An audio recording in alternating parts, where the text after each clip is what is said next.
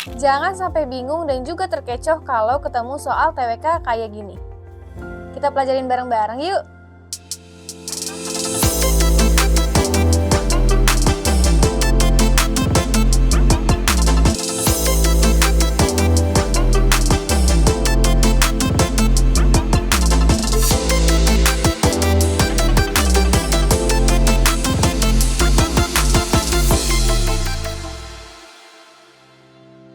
Assalamualaikum warahmatullahi wabarakatuh. Halo teman-teman pejuang CPNS di seluruh Indonesia. Apa kabarnya kalian hari ini? Semoga dalam keadaan yang sehat ya, dan jangan lupa jaga kesehatan nih karena udah masuk ke musim hujan. Nah teman-teman, kembali lagi bersama aku Kanisa, dan tentunya kalau udah sama aku, kita akan belajar materi mengenai tes wawasan kebangsaan. Dan hari ini aku akan bahas beberapa soal yang bisa banget nih bantu kalian untuk nantinya mengerjakan soal CPNS. Kalian penasaran sama soalnya?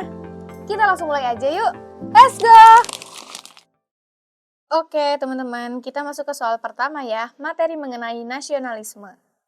Permasalahan paling kompleks yang dialami oleh negara Indonesia yang mengakibatkan tergerusnya nasionalisme adalah A. Lemahnya aparat penegak hukum, B. Permasalahan disintegrasi kedaerahan, C. Perkembangan globalisasi yang kian pesat, D. Perselisihan ideologi, politik, dan moral, E. Rendahnya kepercayaan terhadap kinerja pemerintah. Nah, di sini nih teman-teman, ditanyakan mengenai permasalahan yang paling kompleks nih, yang saat ini dialami oleh negara Indonesia dan berdampak pada tergerusnya nasionalisme nih teman-teman. Kira-kira jawabannya yang mana nih teman-teman? Yaitu yang D ya. Perselisihan ideologi, politik, dan moral ini bisa berdampak nih pada tergerusnya nasionalisme dalam jangka panjang, teman-teman. Nah, di sini biasanya perselisihan ideologi, politik, dan juga moral ini terjadi di media sosial nih, teman-teman. Satu sama lain warga saling menyerang nih, teman-teman. Karena adanya perbedaan ideologi, kemudian perbedaan agama, perbedaan politik, dan lain-lain. Dan ini tentunya akan berdampak pada tergerusnya jiwa nasionalisme nih teman-teman. Jadi untuk soal ini yang paling tepat adalah yang D ya. Kemudian kita masuk ke soal nomor 2 nih teman-teman, materi mengenai bahasa negara. Di bawah ini yang merupakan contoh kalimat baku adalah A. Pesan moral yang dapat diambil adalah seburuk-buruknya ibumu, beliau tetap ibumu. B. Ijazahmu saat ini masih di bank. C. Perizinan terhadap pembangunan embung masih belum rampung. D. Objek wisata Batu Raden terletak di Kabupaten Banyumas. E. Makanan tersebut tercemar amoniak. Nah, teman-teman di sini adalah kalimat baku, berarti yang sesuai dengan ketentuan nih, teman-teman, sesuai dengan KBBI juga ya, teman-teman. Yang mana nih? Kira-kira jawabannya. Kita lihat satu persatu opsi jawabannya ya, teman-teman. Kita mulai dari opsi yang terakhir dulu nih. Makanan tersebut tercemar amoniak. Nah, kira-kira di sini apakah semuanya sudah baku, teman-teman? Masih belum ya, teman-teman. Karena ada yang tidak bakunya nih, yaitu amoniak nih, teman-teman. Semestinya amoniak tanpa es. Apa sih amoniak itu? Jadi amoniak dalam Kamus Besar Bahasa Indonesia itu adalah gas yang tidak berwarna, baunya menusuk, dan juga terdiri atas unsur-unsur nitrogen dan hidrogen. Jadi dia mudah sekali larut dalam air. Jadi semesti seperti gas yang beracun berbahaya ya teman-teman. Kemudian opsi yang D nih. Objek wisata Batu Raden terletak di Kabupaten Banyumas. Ini juga sama ya teman-teman, ada yang tidak bakunya yaitu objek nih teman-teman. Semestinya apa? Semestinya objek pakai huruf J ya teman-teman. Jadi yang D juga salah nih, karena masih ada yang tidak bakunya. Kemudian yang C, perizinan terhadap pembangunan embung masih belum rampung. Ini juga sama ya, teman-teman. Tidak baku nih, karena di sini nih, perizinan semestinya pakai Z ya, teman-teman. Kemudian yang B, ijazahmu saat ini masih di bank. Ini kira-kira ijazah pakai S apakah sudah baku, teman-teman?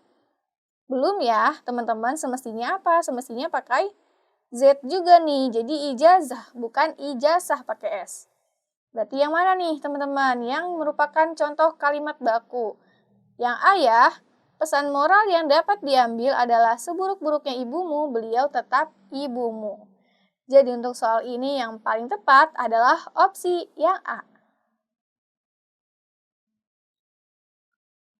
Oke, teman-teman, kita masuk ke soal nomor 3, masih berkaitan dengan bahasa negara dan juga penggunaan kata baku nih, teman-teman, agar kalian semakin paham, semakin mahir mengerjakan soal mengenai kata baku ini nih, teman-teman. Penggunaan kata baku yang benar ditunjukkan pada kalimat A. Pemerintah menghimbau untuk tetap menggunakan masker di ruangan tertutup. B. Nampaknya kamu begitu terpukul sejak dia menikah. C. Nafasnya terhenti setelah ibunya datang menemuinya. D. Frekuensi kepulangannya menurun sejak ayahnya meninggal. E. Peristiwa yang telah menimpanya 4 tahun lalu tidak membuat Budi insaf. Nah, teman-teman, yang mana nih? Yang bakunya nih, teman-teman. Yang sesuai dengan ketentuan atau sesuai dengan KBBI tentunya ya, teman-teman. Nah, kita lihat opsi jawabannya satu persatu ya, teman-teman. Dari opsi yang A dulu nih. Pemerintah menghimbau untuk tetap menggunakan masker di ruangan tertutup. Kira-kira ini apakah semuanya menggunakan kata baku? Tidak ya, teman-teman. Di sini ada yang tidak bakunya nih, yaitu dikata menghimbau, teman-teman. Semestinya apa? Semestinya mengimbau ya, teman-teman, tanpa huruf H nih. Di sini karena ada huruf H-nya menjadi tidak baku ya, teman-teman. Jadi opsi yang A salah nih. Kemudian, nampaknya kamu begitu terpukul sejak dia menikah. Ini juga ada yang tidak bakunya nih, teman-teman, yaitu nampaknya. Semestinya apa nih? Semestinya tampaknya ya, teman-teman. Jadi pakai T nih, bukan pakai N di sini. Yang B juga salah ya, teman-teman. Kemudian opsi yang C nih, teman-teman. Nafasnya terhenti setelah ibunya datang menemuinya. Nah, teman-teman, apakah di sini menggunakan kata baku semua? Tidak juga ya, teman-teman. Ada yang tidak bakunya nih di kata nafasnya, teman-teman. Semestinya apa nih? Semestinya napas ya, teman-teman. Yang baku itu pakai P nih. Yang ada di Kamus Besar Bahasa Indonesia itu pakai P, bukan pakai F ya. Jadi opsi yang C juga salah ya, teman-teman. Kemudian yang D, frekuensi kepulangannya menurun sejak ayahnya meninggal. Ini juga salah ya, teman-teman, di kata frekuensinya nih, teman-teman. Semestinya apa? Semestinya frekuensi. Jadi bukan pakai W nih, teman-teman, tapi pakai frekuensi ya, teman-teman.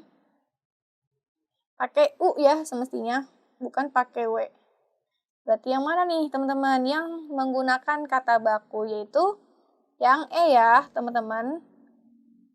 Di sini yang di highlightnya itu dikata insafnya nih, teman-teman. Udah bener nih menggunakan kata baku.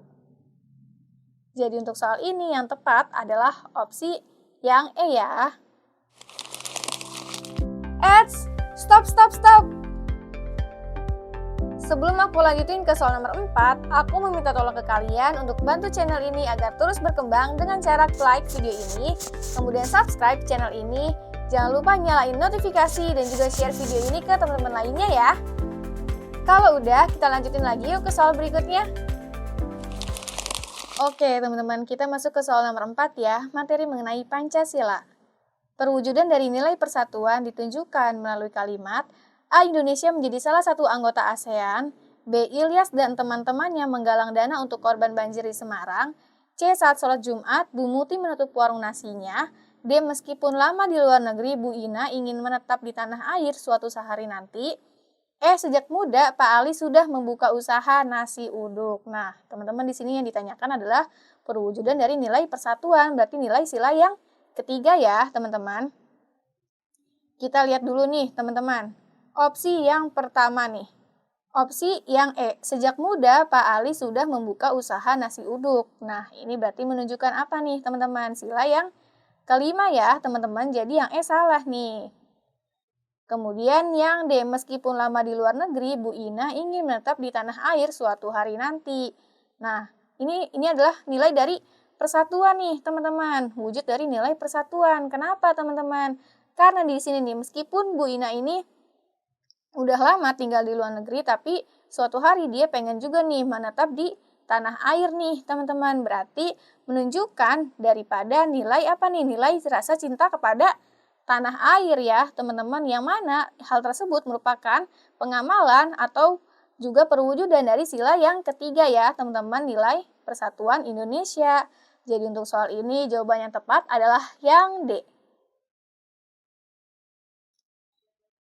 Oke, kita masuk ke soal terakhir nih, teman-teman, materi mengenai integritas. Dalam buku Mengenang Bung Hatta, mantan sekretaris pribadi Bung Hatta, Iwangsa Wijaya, menulis semasa Bung Hatta wakil presiden, sering pada akhir bulan terdapat sisa anggaran rutin biaya rumah tangga wakil presiden dan sisa uang tersebut dikembalikan ke kas negara. Sejalan dengan prinsip hemat dan jujur Bung Hatta, tidak satu rupiah pun uang negara dihamburkan untuk pengeluaran di luar kedinasan atau untuk kepentingan pribadi dan keluarga.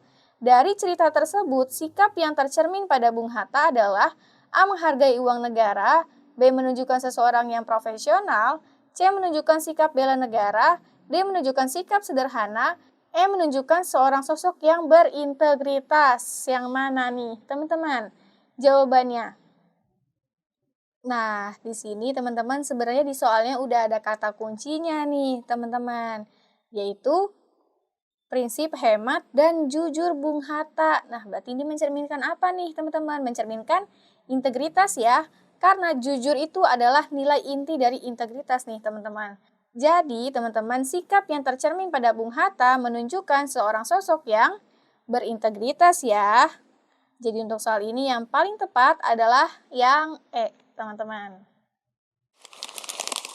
Oke, teman-teman.